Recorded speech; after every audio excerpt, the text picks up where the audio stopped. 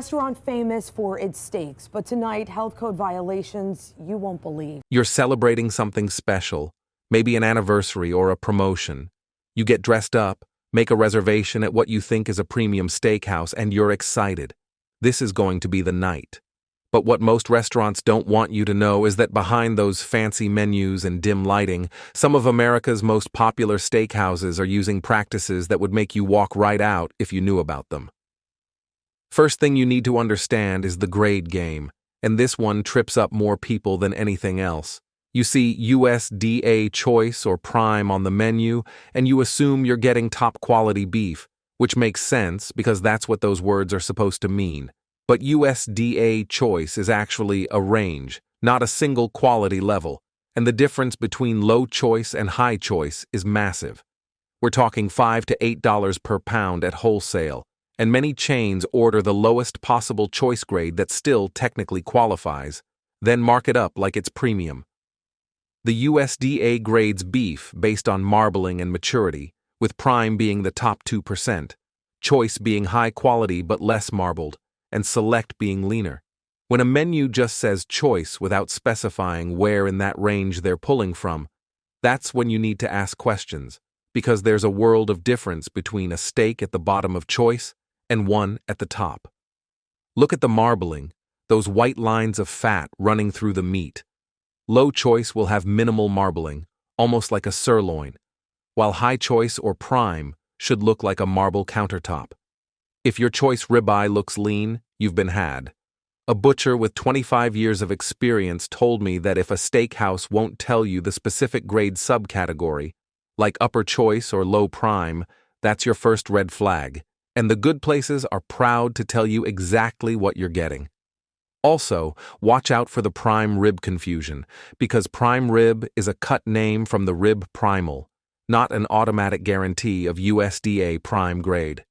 The roast could be choice or prime depending on sourcing, and a lot of restaurants count on customers not knowing the difference.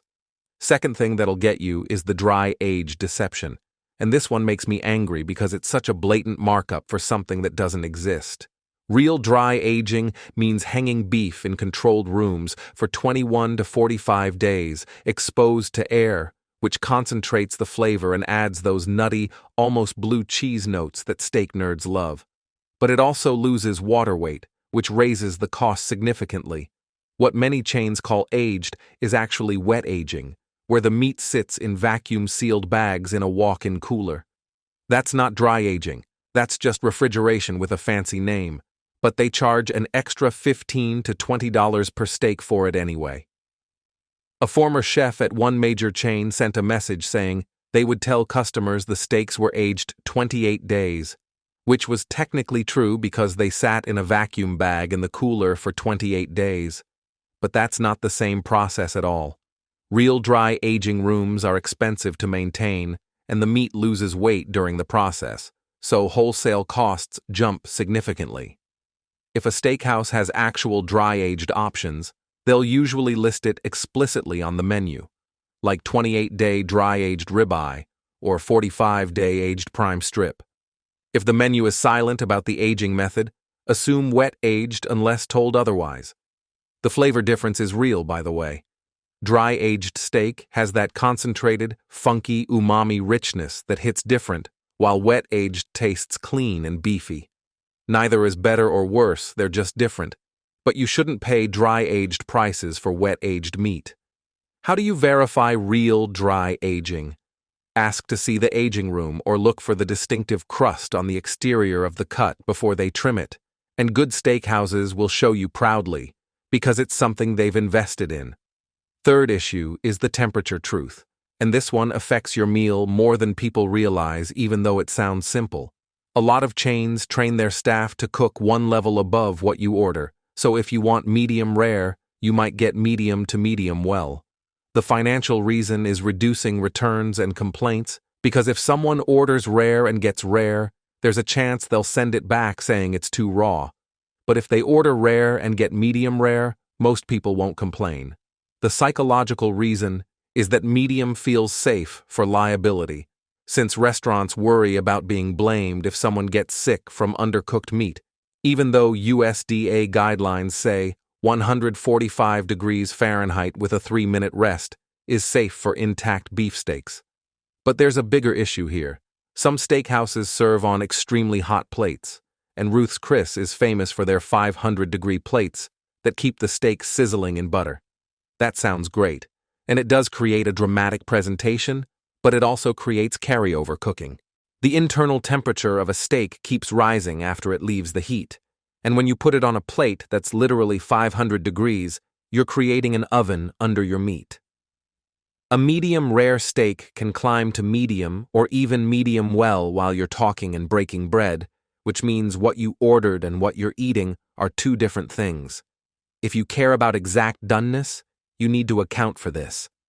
At places with super hot plates, ask for no sizzle plate or request the kitchen to pull the steak slightly early.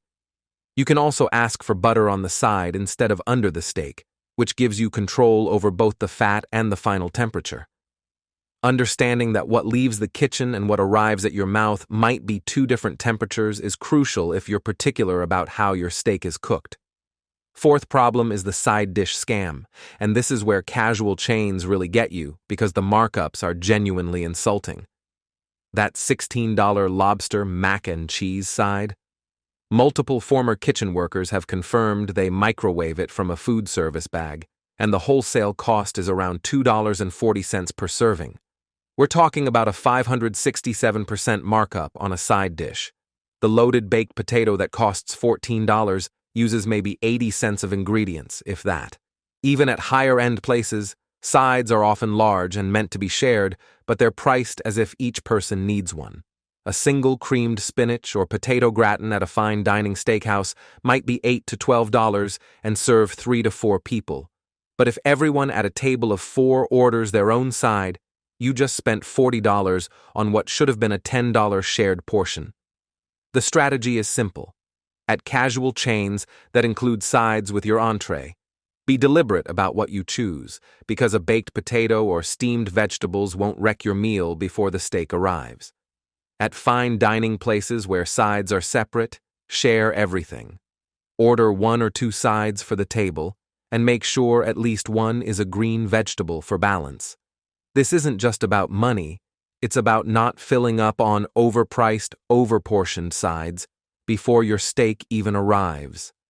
Also, watch the appetizers, because this is where things get completely out of hand. The bloomin' onion at Outback clocks in at 1,620 calories before you dip it, and the cactus blossom at Texas Roadhouse is around 2,250 calories for the full order. These aren't meals, they're appetizers, but they contain more calories than most people should eat in an entire day. If you want the experience, share it among 4 or more people and plan for lighter sides later, because otherwise, you're sabotaging yourself before the main event. Fifth thing you need to watch is the wine list trap, and I say trap because the psychology behind wine pricing at restaurants is designed to separate you from your money. Restaurants commonly use 2 to 3 times retail price for bottles, and even higher markups on by the glass pours. That's not automatically scandalous. It's how dining rooms pay for stemware breakage, inventory, and trained staff, but it's also your cue to ask questions and seek value. Some steakhouses push markups to 4 or 5 times wholesale cost, especially on recognizable labels that people order by name because they've seen them before. The trick is to use the sommelier or server as your ally instead of feeling intimidated by the wine list. Tell them your preferred style and a maximum price, then ask what's drinking well right now that isn't moving fast. You'll often land in a value pocket where the restaurant wants to move inventory, and we're talking mature Rioja, underrated Bordeaux vintages, or South African reds that can be just as good or better than the famous labels, but cost less because people don't recognize the names. Also be aware of the buy the glass trap, because by the glass pricing has the thickest margins. Restaurants can open a bottle, pour 6 glasses, and make back 3 to 4 times what they paid for the whole bottle. If you're having more than 1 glass, you're almost always better off buying a bottle, and half bottles are another smart option if you want variety without committing to a full 25 ounces. The real insider move is understanding that if a steakhouse has an extensive wine list, the second cheapest bottle in each category is often placed there deliberately. It's called anchoring. They know people avoid the very cheapest option because it feels cheap, so they price the second option higher, knowing it will sell. Skip it and either go with the actual cheapest if it's a solid wine, or jump up to the third or fourth tier where the value tends to be better. Sixth warning sign is the reservation time scheme, and double booking tables is absolutely a real thing at high-volume steakhouses. The goal is to reduce empty seats and maximize revenue per table per night, which makes business sense for them, but creates a terrible experience for you. What this means is that even though you have a reservation, you might wait 25 minutes because they overbooked the time slot and they're counting on you not making a scene about it. The worst offenders are restaurants in high-traffic areas where they know many diners are one-time visitors who won't complain publicly or leave reviews. The best times to actually get your table on time are early in the service, like 5 to 6 p.m., or very late, after 9 p.m., because the prime time crush from 7 to 8:30 p.m. is where the double booking is most aggressive. If you have a reservation and you're waiting more than 15 minutes, ask the host what's happening instead of just standing there, and most importantly, book through platforms that allow reviews like OpenTable, because restaurants care more about their ratings on those systems than they do about direct bookings.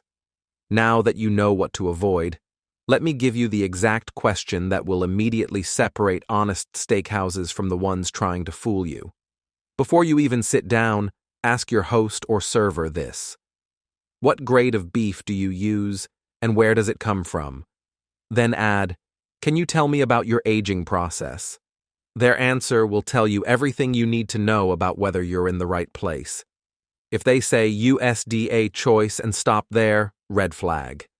If they say upper-level choice sourced from Midwest farms and aged 21 days, good sign. If they get defensive or say they'll have to check, walk out, because any steakhouse worth eating at will have trained their staff to answer this question confidently. If they enthusiastically offer to show you the meat locker or tell you the specific supplier, you're in the right place. A server who immediately says we use upper third prime, 28-day dry aged in our facility here, sourced from a named farm, want to see the aging room? That's the difference between a restaurant that respects you and one that's hoping you won't ask questions. This question works because it forces transparency in a way that's hard to fake. A chain that's cutting corners on quality won't train their staff to answer it confidently because they don't want you thinking about it, while a restaurant that sources well will make sure every server can speak to it because it's a selling point. The same logic applies to aging. Real dry aging is expensive and time-consuming, so places that do it want you to know. If you ask about aging and get a vague answer, you're paying dry-aged prices for wet-aged beef. Let me also mention mechanical tenderization while we're talking about what to ask for. Some steaks, especially in retail packaging, are pierced with needles or blades to make them softer, and this process can drive surface bacteria into the interior. That's why USDA requires labels on packaged mechanically tenderized beef with validated cooking instructions, but restaurants serving intact steaks are a different case. If you're ordering at a restaurant and you suspect the meat has been tenderized this way, order it cooked to the safe minimum temperature rather than rare, because the risk profile changes once you've introduced needles or blades into the interior. Speaking of safety, USDA guidance is clear and you should know the numbers.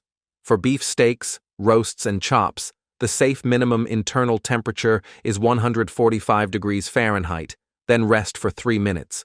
For ground beef, it's 160 degrees. If you're immunocompromised, pregnant, or serving small kids, stick to these numbers without exception. For intact steaks at restaurants, many people order cooler temperatures, and that's a personal choice and a calculated risk. But at least know the official guidance and what trade-off you're making when you order rare or medium rare. The hot plate issue I mentioned earlier matters here too.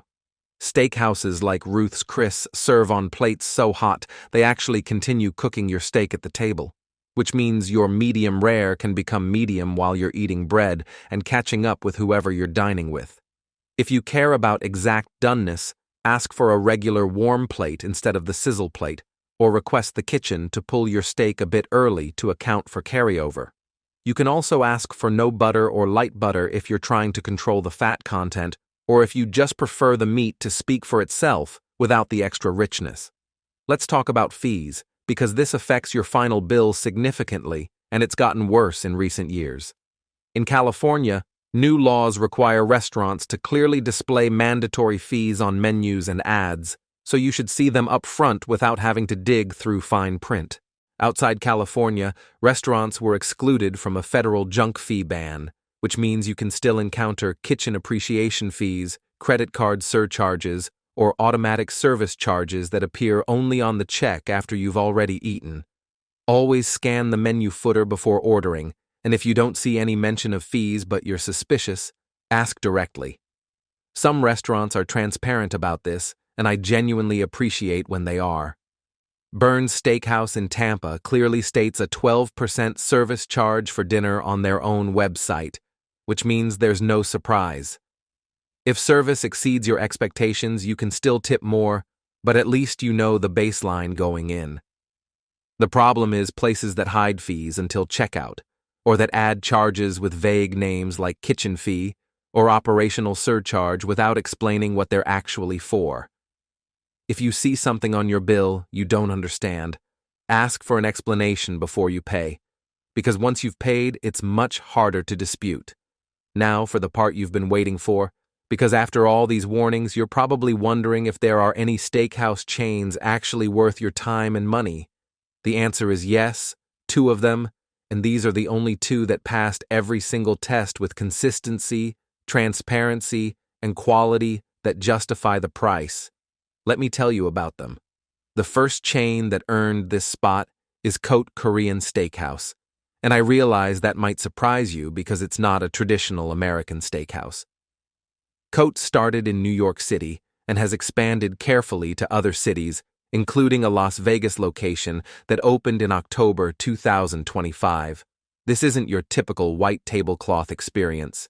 COTE marries American steakhouse technique with Korean barbecue conviviality, and they execute with precision that earned them a Michelin star, which is not marketing fluff, it's a real inspector-verified Michelin star. They're the first and only Michelin-starred Korean steakhouse in America, and the Michelin Guide lists them and maintains their rating, which means they're held to an ongoing standard. What makes Kote different is the format. They serve USDA prime and Wagyu cuts as part of a tasting experience, either the butcher's feast or, if you really want to go deep, a steak omakase. The butcher's feast is sequenced to showcase multiple cuts with traditional Korean banchan, which are small side dishes that add acid, crunch, and variety throughout the meal. You're not just eating steak, you're tasting different parts of the animal prepared in ways that highlight what each cut does best, and the interactive element of Korean barbecue, where you're involved in the cooking process at your table, makes it fun in a way that traditional steakhouses aren't. The product standards are as high as elite American steakhouses, the grading is clear, the sourcing is transparent, and the experience is designed to be both delicious and entertaining. Who should go to COTE? Anyone who wants precision cooking with an element of fun. Anyone who likes the interactivity of Korean barbecue but wants the quality of a top-tier steakhouse. If you're bored of the standard white tablecloth steakhouse ritual and you want something that feels modern and alive, this is it. If you're a beef nerd, the steak omakase is the splurge that justifies itself, and the brand has maintained quality even as they've expanded, which is rare. Even Sweetgreen, a salad chain, collaborated with Kote in 2025, which shows you how much broader culinary influence they have beyond just being a steakhouse. The second steakhouse that earned this recommendation is Burns Steakhouse in Tampa, Florida, and Burns is a singular American institution that's been around long enough to have a deep track record. What sets them apart is their commitment to in-house dry aging, and they dry age their own prime strips, Delmonico's, porterhouses, and T-bones for 5 to 8 weeks.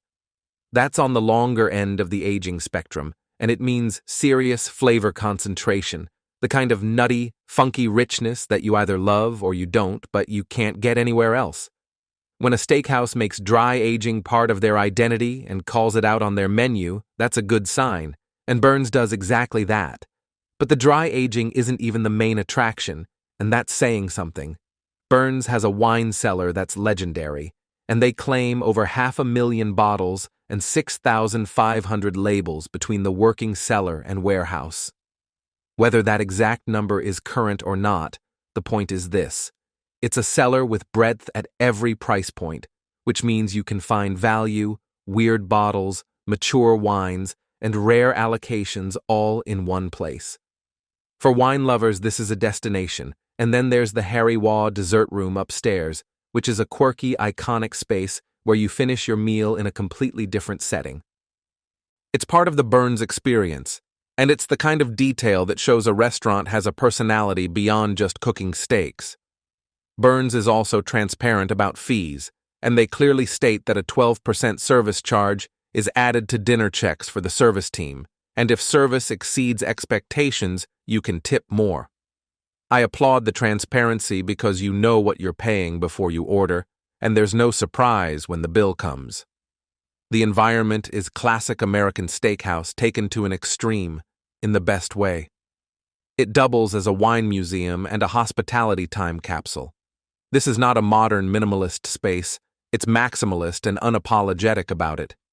If you care about dry age flavor, order a dry age cut, because they make a point of listing which ones qualify, and then save room for the dessert room because it's not a throwaway.